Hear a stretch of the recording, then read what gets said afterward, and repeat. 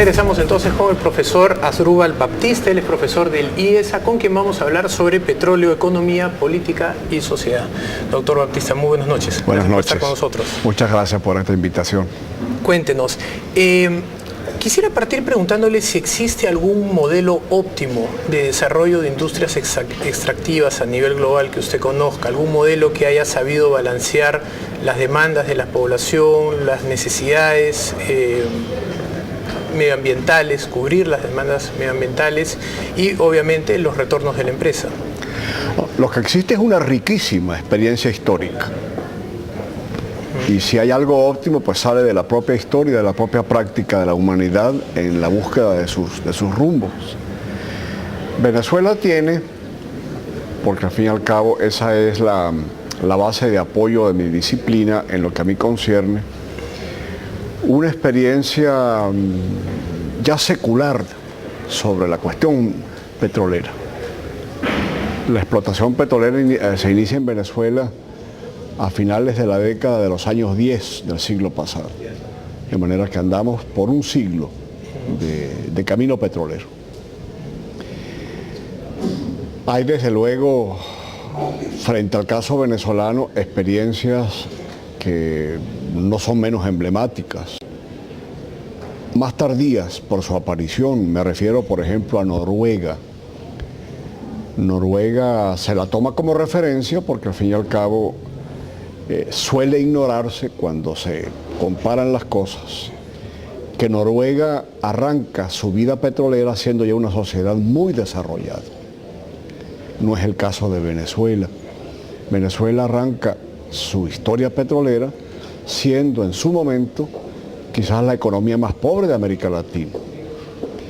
Y esta diferencia quiero marcarla porque de otro modo es muy fácil caer en comparaciones que son fútiles. La comparación de Noruega con Venezuela o de cualquier otra economía petrolera con Venezuela necesita tener claro el punto de partida, porque Noruega, y me permitiría decir esto insistentemente, toma el petróleo como un pivote adicional para el curso histórico de desarrollo y progreso que había echado a andar cuando menos desde el siglo XVI. ¿Cuáles eran las principales diferencias en el año 50, por ejemplo, entre Noruega y Venezuela? ¿Las instituciones? Póngalo usted en los términos más elementales posibles. El PIB de Noruega siempre ha sido superior al de Venezuela. Una economía pequeña, un país muy grande. Noruega tiene 5 millones de habitantes, Venezuela tiene 30 millones de habitantes hoy. En el año 50, Noruega tenía probablemente unos 2,5 millones de habitantes, nosotros éramos casi 6. Pero en todo caso, no hay duda, cuando usted menciona la palabra institución, está mencionando el resultado de un proceso histórico. Yo tuve un estudiante que hizo su doctorado bajo mi responsabilidad allá en Cambridge y justamente el tema de su tesis fue indagar sobre el proceso de constitución de la sociedad civil noruega. Eso les lleva siglos.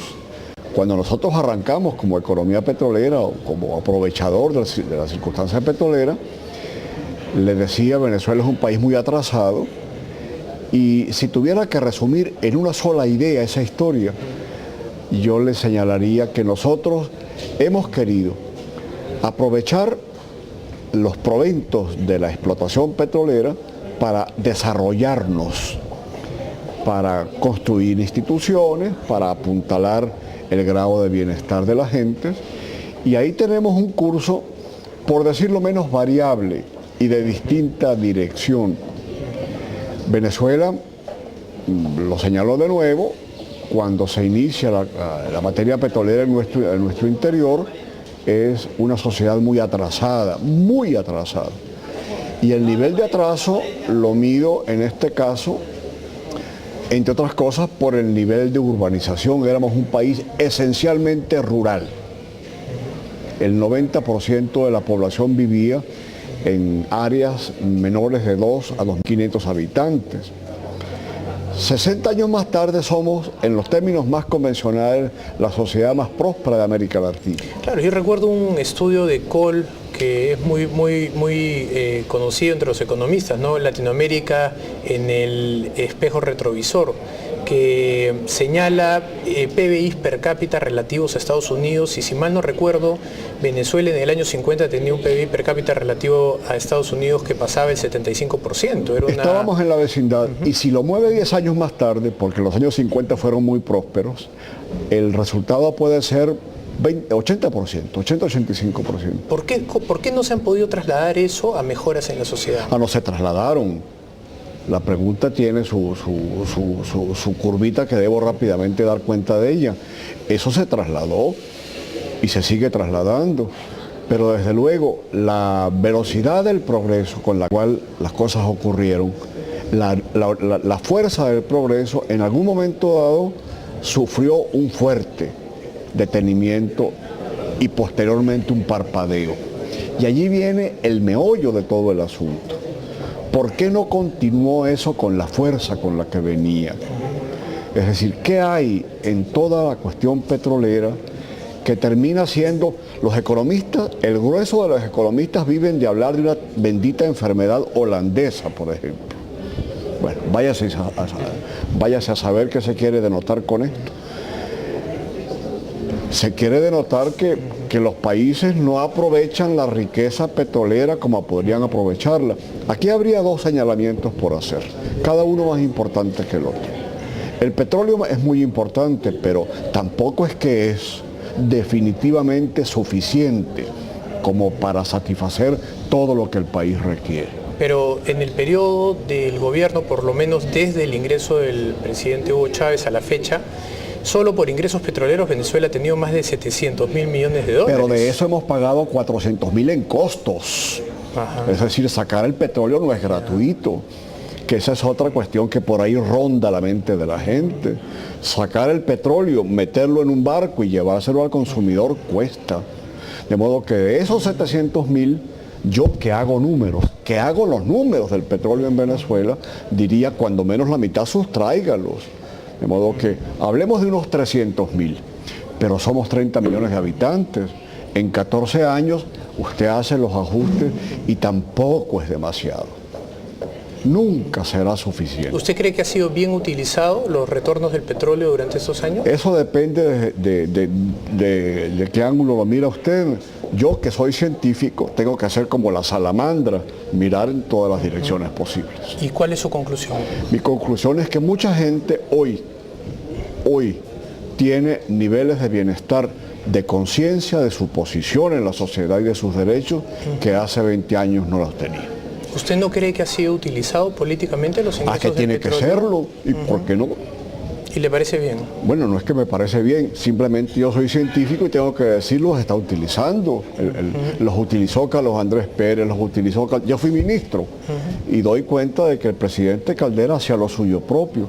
Quizás el presidente Chávez le metió un poco de aceleración al asunto y como hablaba demasiado, echaba el cuento, que los otros no. Ahora, ¿cómo un país que tenía tantas riquezas petroleras y que pudo generar tantos ingresos, utilidades, como usted bien ha mencionado, cercanas a 300.000, ha podido generar simultáneamente 25% de inflación? Eso es algo que a algunos economistas no nos... No, es que ahí falla la teoría económica. Ahí es problema de no entender exactamente de qué se trata. Una sociedad, para ponerlo en el meollo del asunto, ¿qué es en última instancia el provento petrolero una vez que usted los costos los coloca en su sitio y que llega a un número más limpio? Capacidad de importar, así de simple. Venezuela tiene una excepcional capacidad para importar. Buena parte de la población venezolana hoy recibe ingresos sin que haya habido el correlato de una producción nacional creciente. Y desde luego, ojalá que no se malentienda mi exposición en el sentido de que estoy justificando cosas, como la salamandra fotógrafa, tratando de describir para beneficio de quien nos está oyendo. Ahora, estudios de productividad, por lo menos los que tenemos acceso nosotros, señalan que la productividad de PDVSA ha decrecido más o menos 30% del punto inicial de hace 14 años y que la producción total frente a lo que se esperaba hace 14 años es menos del 60%. La productividad en el sector petrolero es naturalmente decreciente. porque la fertilidad de los pozos va decreciendo con su extracción. De modo que el concepto de productividad en el caso petrolero siempre será decreciente. ¿En todos los países ocurre eso? Absolutamente. Usted ve los costos, por ejemplo, en Estados Unidos, y el costo de extracción por barril en 1998 andaba en unos $15. Para el año 2012 anda en $60. Eso es productividad decreciente. Costos a la alza es productividad decreciente. También puede ser mayor demanda, ¿no? No, ahí no entra la demanda. La demanda es compra del producto. Recordemos que hay un cartel en el petróleo. Es natural. Pero entonces ellos pueden limitar la oferta y si hay mayor demanda, natural, pero estamos hablando de costos y productividad. La productividad creciente supone costos decrecientes. En el petróleo no hay productividad creciente por la naturaleza del negocio. Usted está, por lo que le entiendo entonces, conforme con el seguimiento que ha tenido. Salamandra, fotógrafa. Observo y transmito.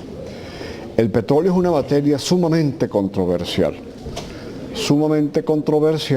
por una razón muy simple, porque el petróleo es una oportunidad de negocios en la cual el mercado mundial tiene especial interés.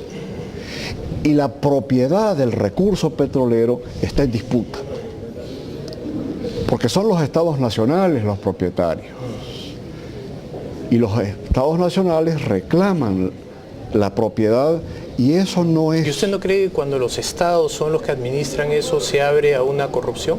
La palabra corrupción no me gusta. Se abre a relaciones sociales de una complejidad diferente a cuando los estados dependen de los impuestos. La palabra corrupción es demasiado genérica y abre espacios para temas que probablemente, una vez que usted arranca desde la palabra corrupción, los macula. Yo prefiero... Pero por algo aparece Venezuela en el último lugar en corrupción en el mundo, ¿no? Es natural, propietaria de un recurso que la gente querría tener en sus manos, que no lo tiene porque el Estado lo reclama, alguna acusación lo hay. No estoy poniéndome en la posición de defender porque al fin y al cabo no puede serlo, pero eso termina siendo quizás ineficaz desde el punto de vista conceptual, que es mi tema. Yo le diría a usted, el país hoy, en muchos aspectos, ha perdido posiciones de bienestar colectivo. Siempre habrá habido ocasiones en el pasado de mejor conducción, pero lo cierto termina por ser que PDVSA tenga costos crecientes, no se sorprenda, es la naturaleza del negocio. También lo tiene los Estados Unidos y mucho más crecientes. Que finalmente haya razones para que los estados petroleros hagan cosas que los estados normales no hacen. Obviamente tienen recursos propios y eso les da un grado de libertad que muy fácilmente se confunde con corruptelas. Y sí es corruptelas en muchos sentidos, no lo ocultemos de otro modo. Pero al final del camino, el mercado petrolero es un mercado sumamente cargado de controversia en su interior, porque la oportunidad de negocio es gigantesca y los estados reclaman ser los propietarios del recurso. Muy bien, profesor Batista, le agradezco muchísimo. De verdad que sí, muy interesante. Bien, vamos nosotros a una pausa y regresamos.